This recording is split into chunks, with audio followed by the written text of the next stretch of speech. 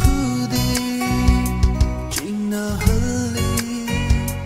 kaina ragadi kari oi hauni khalubada aidi ngaure nungsinari ngai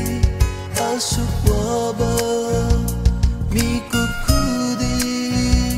chingna halli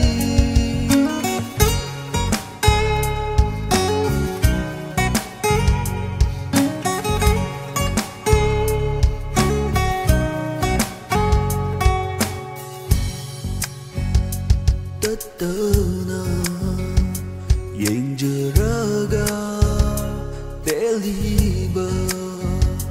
tatana yenjaraga deliba maduna thamoibu potahaliba tatana yenjaraga deliba maduna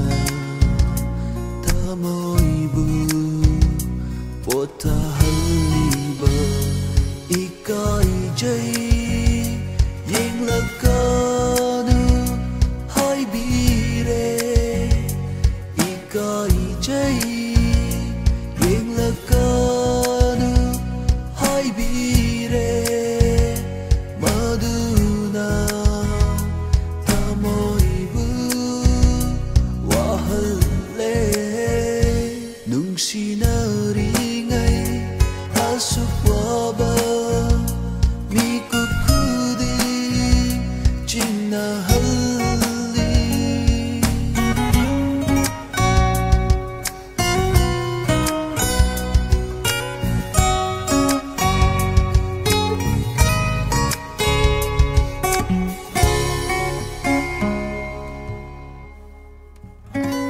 mai chakto kaina bagi kiduna mai chakto kaina bagi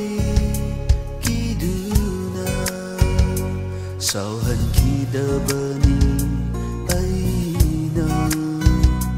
magi thamoibu mai chakto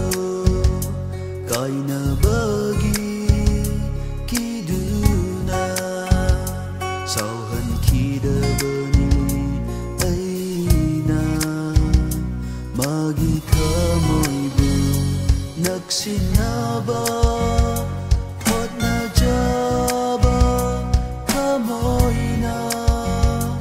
naksinaba hotna jaba thamoina